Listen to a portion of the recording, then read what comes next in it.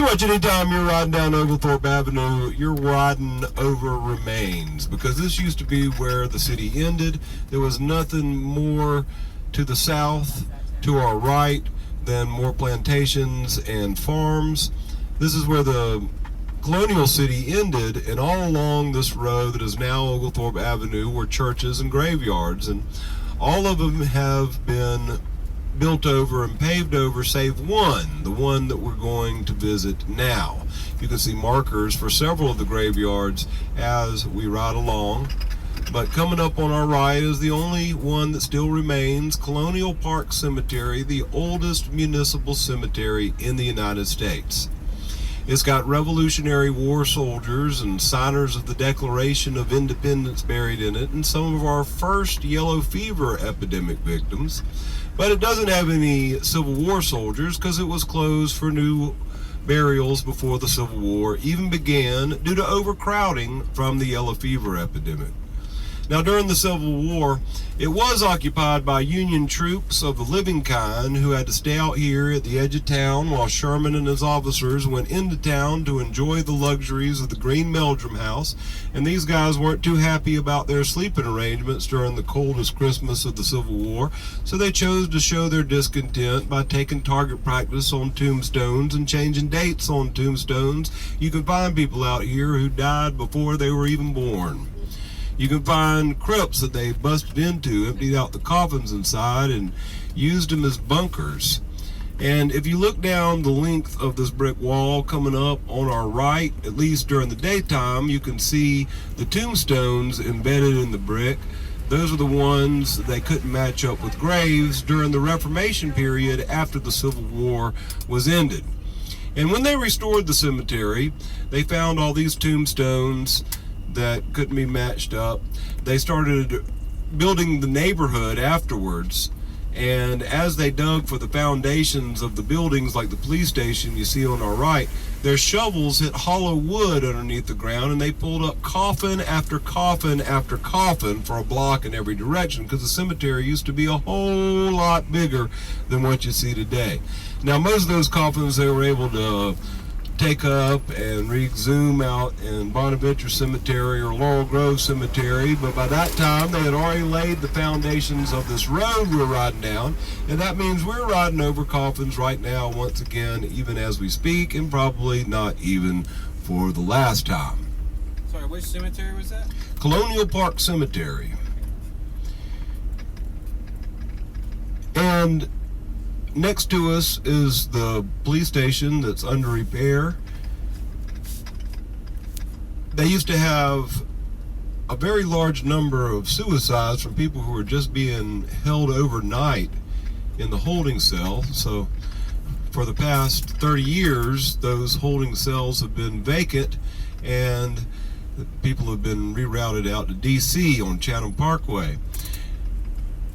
Right next to it is old jailhouse, and when it was still a jailhouse, the prisoners used to complain of the ghosts that would harass them day and night. But today it's no longer a jailhouse, it's a high school, so it stores a different type of prisoner these days, and they have their dances in the cell block, their classes in the guard tower. The cell block doesn't have a roof anymore, so it's a nice little courtyard in there. It was restored by Savannah College of Art and Design, like 49% of historic downtown Savannah. But now it's home to Haversham School. That's a private school, so you actually have to pay to be incarcerated there.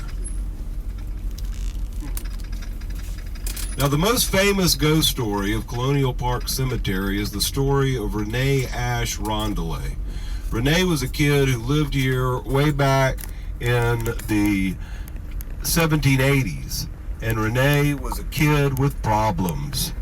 He probably had a thyroid disorder or a case of gigantism or something like that. They didn't quite understand back in the late 1700s, because the reports of those days claim that he was cursed.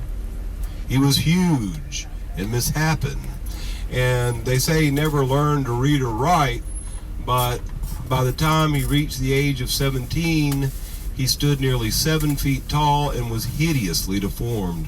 Some reports even claim that he was covered from the tip of his head to the tip of his toes with hair. And all the reports agree that he was ugly and that he used to spend all of his time out here in this cemetery playing all by himself. So they nicknamed the cemetery Renee's Playground, and that might be why they decided to put a playground right here in such a creepy place.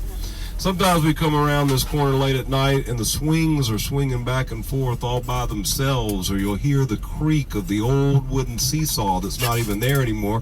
And one night when a woman took a picture of that playset on one of my tours, in the exposure it looked like there was a little girl in a white dress sitting on the very tip of that sliding board back there.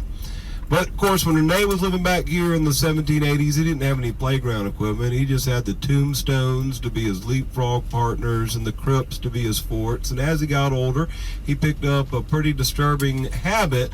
People started finding the bodies of dead animals around the graveyard after he'd been playing, like stray dogs and cats, and sometimes stray animals, stray wild animals like raccoons and possums and stuff. This went on for a while, but nobody did anything about it because they didn't belong to anybody, and there weren't any animal abuse laws back then. But then one morning, some townsfolk found the body of a woman who'd been strangled and left in the mud of Foley's Alley on the other side of the cemetery. And there were giant footprints leading away from the scene of the crime. So of course everybody blamed Renee, and they formed a mob and went looking for him. Eventually he was found hiding in a tunnel beneath a crypt in the cemetery, and they dragged him from the shadows to the light of day and out to a swamp on the outskirts of town, where they hanged him, and then at least had the decency to deliver his lifeless corpse to the widow Rondelay, who had him buried on her estate.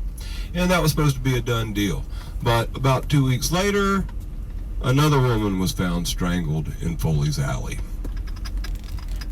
Shortly after that, a third victim was found in the cemetery itself, slumped over one of the tombstones, strangled in the same way.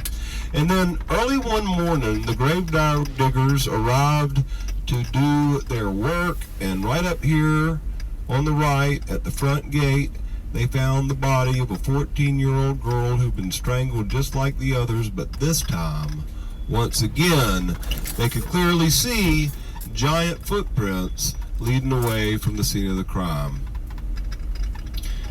Now, instead of thinking, hey, we got the wrong guy, Renee must have been innocent after all, there's another serial killer on the loose here in Savannah with really big feet, and we've gone and murdered an innocent boy. The people of Savannah, or at least a faction of the people of Savannah, got it in their heads that Renee had come back from beyond the grave to get his revenge. And so they went out the Rondelay estate in the dead of night, and they dug up the boy's corpse. They put it in a rowboat and took it out across Savannah River to Hudson Island, and there they burned it and buried the charred remains and ashes not far from where the Weston stands today. And they even had a priest come out and do rites and rituals over it to try to keep it in the ground on the other side of the river in South Carolina forever. And I'm not going to lie, it did have some kind of an effect, because the murder stopped after that. And no more reports of strangulation are in the annals of our history books until the mid-1800s, and even then it's a domestic dispute, not a serial killing. But soon after that, people began to report sightings of Renee Ash in the cemetery, and it's gone on through the 1800s, through the 1900s, and still goes on today. And after all these years, people are still often describing the same exact thing, even when they haven't ever heard the story of Renee before. And it's usually somebody out here after dark on one of these tours, looking through the fence, and as you listen to the sound of the tour guide's voice, you'll look out across the cemetery, maybe trying to read an epitaph or take a photograph. And just out of the corner of your eyes, you'll notice there's a shadowy figure that seems to be looking directly at you right now. And when you focus in on that one spot off in the darkness, you can see the shadowy figure looking back at you. They say he'll come to a stand, he'll rise up, and you can see even from a distance, he's no ordinary sized man, staring straight back at you, and then, oh my God, there it is! Oh my God! Oh my God, let's get out of here!